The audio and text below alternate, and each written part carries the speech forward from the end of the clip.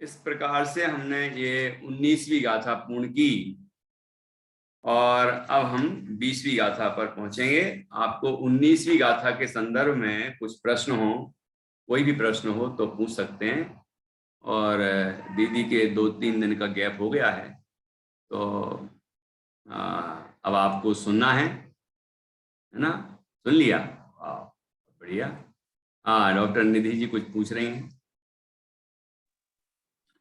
भैया जी, जब पर्याय बदलती है तो कर्मों की वजह से बदलती है, तो ये कर्म कितने वो पर्याय, जैसे वो जीव उस पर्याय में कितना टाइम रहेगा, ये कर्म डिसाइड करता है, लेकिन ये कर्मों की व्यवस्था कौन डिसाइड करता है? ये भी वस्तु स्वरूप है, मतलब वस्तु व्यवस्था है कि क्या? पहली बात जो आपने कही उसके संदर्भ में कि जीव, ये जो मतलब मनुष्य है, तिरंच है, जो भी है, ये सब कौन पर्याय में रहेगा, ये कर्म डिसाइड करता है। तो ये क्या यही बोला था ना अपने प्रश्न में? फिर से बोलिए।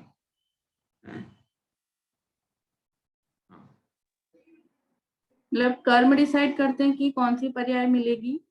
हाँ। फिर वो उस पर्याय में कितने टाइम रहेगा, ये कर्मों की व्यवस्था कौन डिसाइड करता है?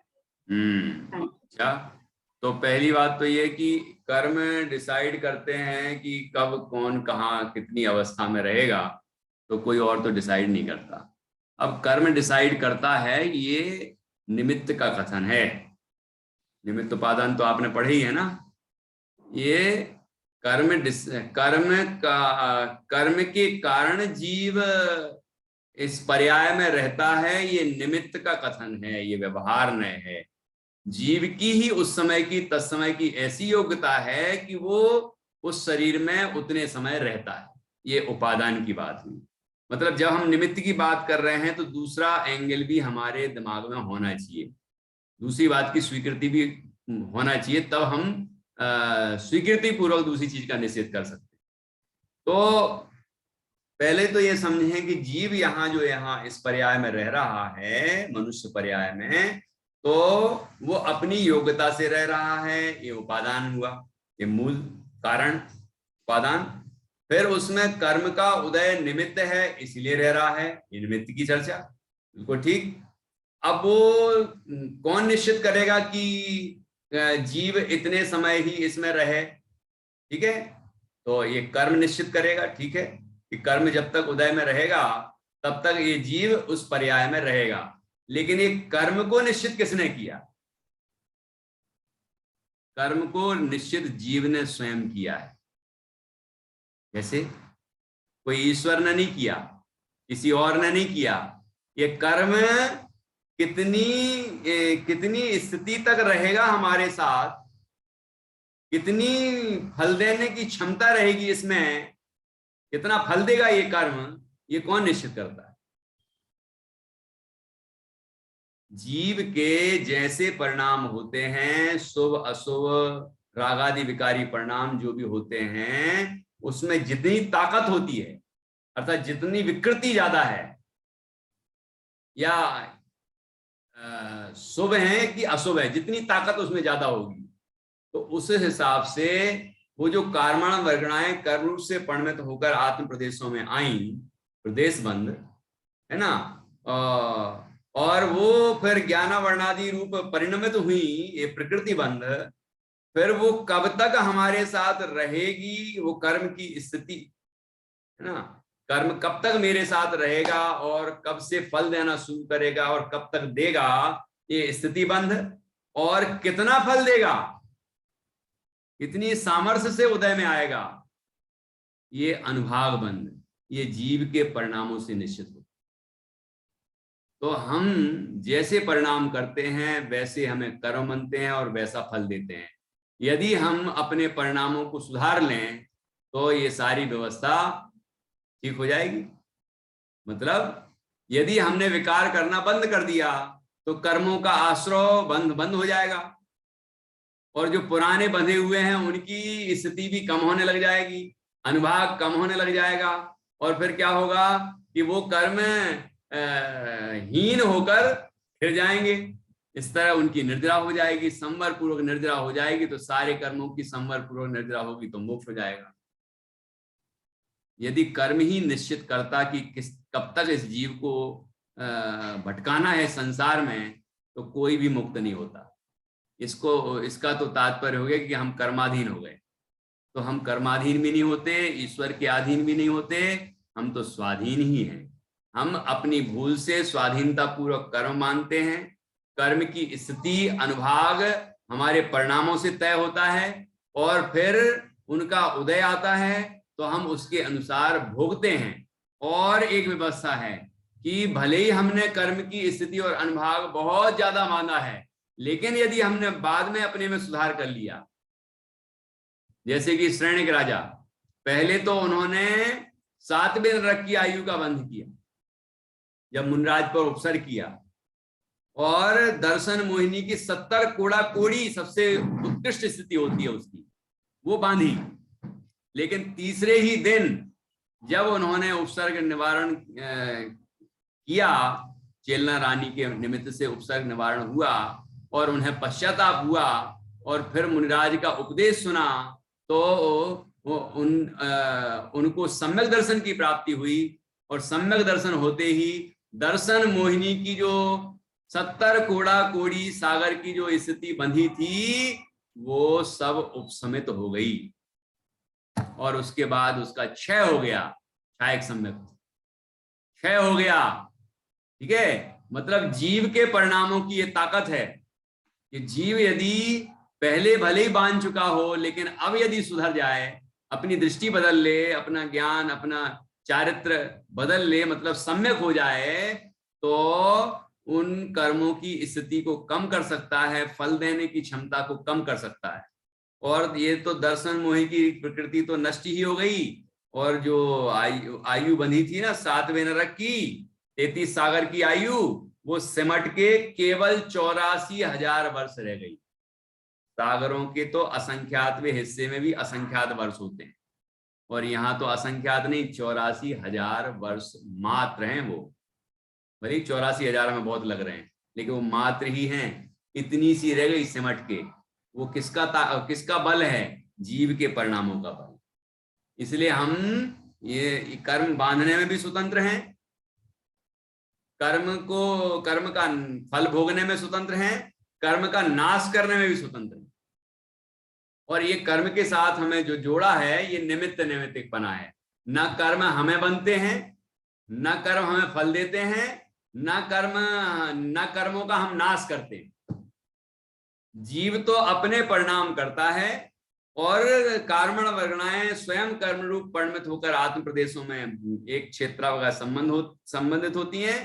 फिर उनका अपने योग काल में उदय आता है, वो अपनी शक्ति से फलदान सामर्थ्य से उदय में आता है, और जीव उसमें जुड़ता है तो उसका फल भोगता है। और जिस दिन जीव उसमें जुड़ना बंद करेगा और अपने स्वभाव की दृष्टि करना शुरू करेगा, उस दिन से वो कर्म फल देना बंद कर देगा, मतलब उसकी फल देने की क्षमता खत्म हो जाएगी, और जीव नए कर्मों का आश्रय बंद करके और पुराने कर्मों की निर्जरा करके और मोक्ष की प्राप्ति कर लेगा। ऐसा जीव स्वयं स्वाधीन है, स्वतंत्र है। ये बात वस्तु व्यवस्था हमें समझनी चाहिए। अब कोई प्रश्न है तो बोलिए, अनम्यूट कर लीजिए।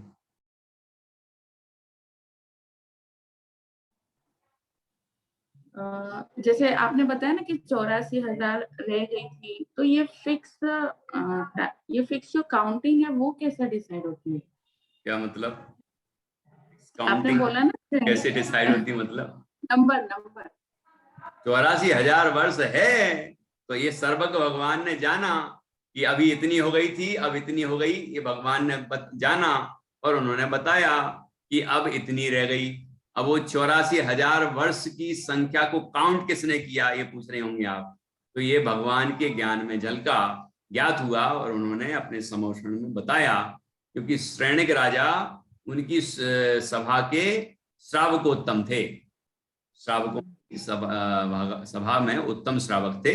उत्तम श्रावक का मतलब यहाँ पर वो उत्कृष्ट श्रावक नहीं है, उत्तम श्रावक, श्रावकोत्तम एक होते हैं। तो वो राजा श्रेणिक थे, जैसे कि ऋषभ देव की सभा में भरत चक्रवर्ती थे, नेमिनाथ भगवान की सभा में श्री कृष्ण थे।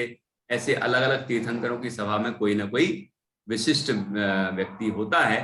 तो यहाँ श्रेणिक राजा थे, तो उनका कथानक पूरा आया, तो उनकी सारी बात यहाँ पर भगवान की दिव्य ध्वनि में आई और हमने जानी।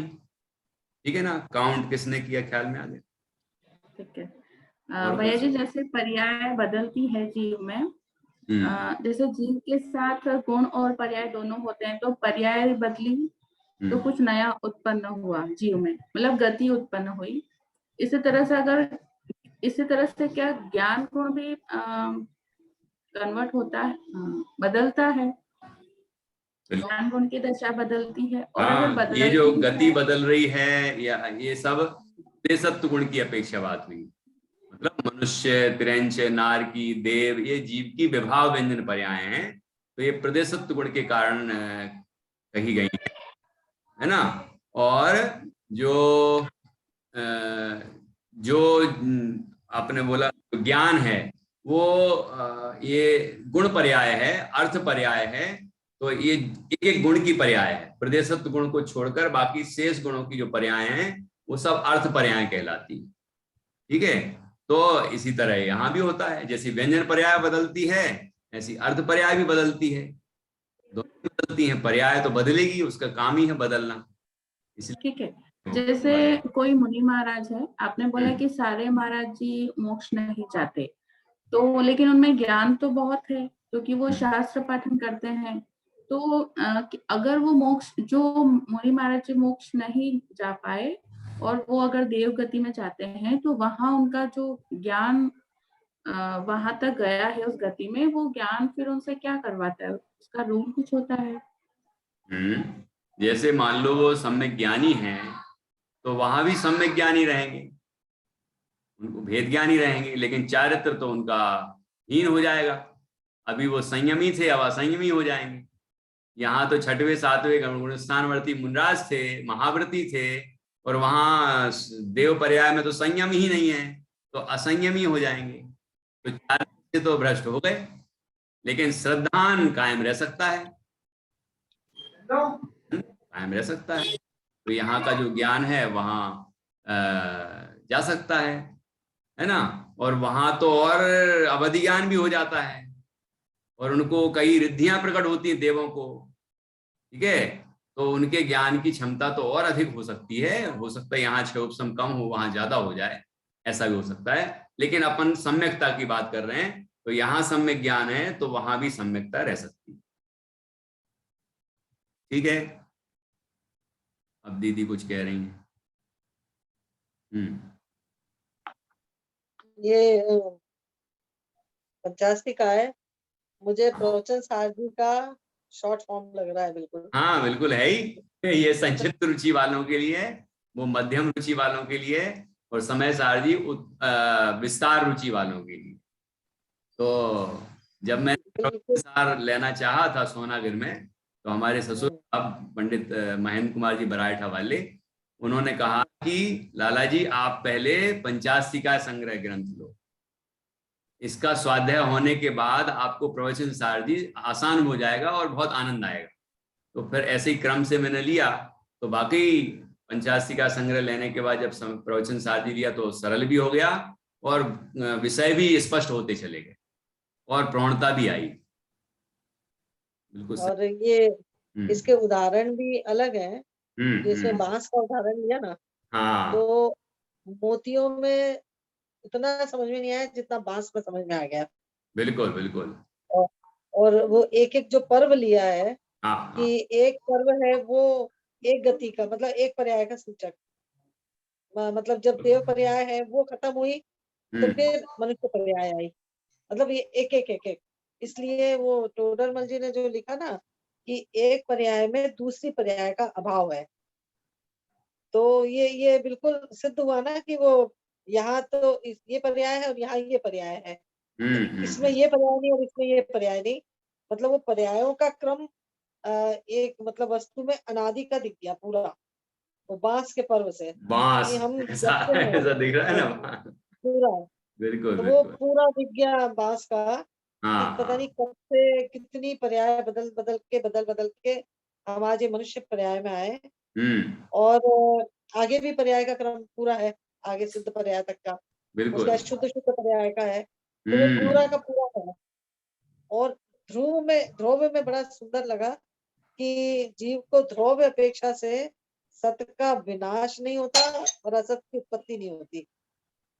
बिल्कुल मतलब ध्रुव ये ले लिया, हम ध्रुव ढूंढते हैं लेकिन उसको कितना अच्छा बता दिया कि सत का विनाश नहीं हो रहा है और असत की उत्पत्ति नहीं हो रही है, ये ध्रुवता है इसके अंदर। बिल्कुल, वो तो वही का वही है। मतलब वही का वही है, तो अन्वय है, वही का वही भी अपन ले रहे थे, लेकिन यहाँ कह रहे हैं कि सत का विनाश, जो जन्म रहा है वही मर रहा है, जो मर हम्म। रहा है वही जन्म रहा है। तो मतलब सत का विनाश नहीं हो रहा है और असत की उत्पत्ति नहीं हो रही है। तो ध्रुवता देखने जाओगे तो जैसे वो जो शुद्धता की बात लिए थे ना हम्म। कि मतलब जीव शुद्ध है, तो शुद्ध में कहा कि पर रूप नहीं होता है इसलिए शुद्ध है। छठी गाथा में लिए ना, पर रूप नहीं होता इसलिए इसलिए शुद्ध है। हम्म। तो वो ऐसे जीव का विनाश नहीं होता, मतलब कोई भी द्रव्य का विनाश नहीं होता और असत का उत्पाद नहीं होता इसलिए ध्रुव है। तो बिल्कुल वो बस इतना हम देख लेंगे वो पर्यायों के बीच में, तो वो ध्रुवता पे नजर चली जाएगी कि मैं तो वही का वही हूँ। वही तो का बड़ा वही। अच्छा, खूब अच्छा समझ में आया। वो बहुत बढ़िया। उसमें मोतियों में हम लोग थोड़ा घटाने में दिक्कत कर हाँ, सकते हैं। मोतियों में तो चलो माला हाँ किसी ने बनाई भी होगी, ये तो नए हाँ, पैदा हुआ है। ये बाहर तो हाँ नेचुरल, ना है, ये तो प्राकृतिक रूप से वैसे ही उसकी रचना है। और बिल्कुल। वो जितना भी बड़ा है वो साफ दिखता है अपन को, ऐसा है ना, जैसे। और क्रम क्रम से अगला अगला पोर आती है उसकी, है ना। और एक पोर का व्यय और दूसरे पोर का उत्पाद, दूसरे पोर का व्यय और तीसरे पोर का उत्पाद होता जाता है। और बांस तो वही का वही अखंड रूप से फैला रहता है, वही का वही रहता है। ये ध्रुवता बहुत बढ़िया आपने आपने और स्पष्ट कर दिया इस विषय को। और ये गन्ने में भी घटित होता है, और भी से मतलब आचार्य ऐसे सटीक उदाहरण देते हैं, है ना। मोती की माला से ज्यादा उसमें वो एक और आती है ना, वो रस, वो रस्सी वाली, हाँ मतलब रस्सी जो वाले मोती। धागे वाली, वो गठाने रहती हाँ, है बहुत सारी। भारिल जी तो वो संगमरमर की बोलते हैं, संगमरमर की माला बनाओ, हाँ हाँ। संगमरमर की। हाँ वो भी ठीक है। और वो एक गठान बांधी वाली आती है ना, जो रस, हाँ हाँ तो हाँ, उसमें भी ये सटीक घटित होता है, फिर भी लोग कहेंगे ये बनाई है। और इसमें तो बिल्कुल ये नेचुरल आई है वो, जब गन्ना उत्पन्न हुआ है जब से, जैसा, तो प्राकृतिक रूप से ऐसे ही आया है। और एक पोर के बाद दूसरी, दूसरी के बाद तीसरी, तीसरे के बाद चौथी, लेकिन गन्ना पने से तो वही का वही। एक पोर में दूसरी पोर नहीं है, एक पोर में दूसरी पोर का अभाव है, ये बात भी बड़ी गजब है। ऐसी वाकई तो काफी जोरदार विषय आया ये। बहुत बहुत बढ़िया, मतलब अन्य पर्यायों का अनादि प्रवाह क्रम दिखने लग गया, हम्म। तो इस तरह कहीं से टूटा नहीं, बिल्कुल। ये हम अपने ऊपर घटित करें, और हम ऐसे अनादि अनंत प्रवाह रूप हैं, लेकिन अनादि अनंत प्रवाह होने पर भी हम वही के वही चेतन तत्व हैं। पर्यायें आती हैं और चली जाती हैं, आती हैं और चली जाती हैं, और मैं वही का वही चैतन्य स्वरूप रहता हूँ। ऐसा अपने चैतन्य स्वभाव का हम निश्चय करें, तो निश्चित रूप से हमें चैतन्य तत्व की अनुभूति होगी। और फिर मिथ्यात्व पर्याय का व्यय होगा और सम्यक पर्याय का उत्पाद होगा, और अनंतानुबंधी आदि जो विकृत पर्याय कसाएं हैं, उस सबका अव्यय होगा, अभाव होगा, और वितरागता आदि शुद्ध पर्याय प्रकट होंगी, उसका आनंद होगा। लेकिन जीव को पर्यायों का गर्व नहीं होगा, पर्यायों की दृष्टि नहीं होगी, क्योंकि उसकी दृष्टि तो ध्रुव पर है, जो वही का वही एक रूप है। जिस समय विकृत अवस्था थी तब भी वही था, और जब शुद्ध अवस्था हो गई तब भी वही है। ऐसा अपने शुद्ध स्वभाव पर दृष्टि होगी, तो शुद्ध पर्याय शुद्ध पर्याय शुद्ध पर्याय ही प्रकट होती जाएंगी। जो शुद्ध जाने आत्म को, वह शुद्ध आत्म ही प्राप्त हो। इस तरह शुद्ध आत्म दशा प्रकट होती जाएगी और पूर्ण शुद्ध दशा प्रकट हो जाएगी। शुद्ध आत्मा सिद्ध भगवान को कहा है, पर्याय में शुद्ध आत्मा सिद्ध भगवान है। तो ऐसी सिद्ध अवस्था प्रकट हो जाएगी, वो सादी अनंत काल अनंत आनंद का प्राप्त अनुभव करता रहेगा। ऐसी हम सबकी अवस्था हो, ऐसी हमारी दृष्टि हो और ऐसा आनंद हम सबको हो, यही मंगल भावना है। और अब हम सोमवार को 20वीं गाथा पर चर्चा करेंगे। आज हमने 19वीं गाथा पूर्ण कर ली। अब जिनवाणी स्तुति बोलेंगे। दीदी आप ही बोलिए। ये जिनवाणी भारती तो है जपो दिन रैन, जो तेरी शरणाद रे सो पावे सुख चैन। जावाणी के ज्ञान ते सूझे लोकालोक, तो वाणी मस्तक धरी सदा देत हूँ। बोलो जिनवाणी माता की जय। महान जिन धर्म की जय। सभी 9 बार नमो का मंत्र के माध्यम से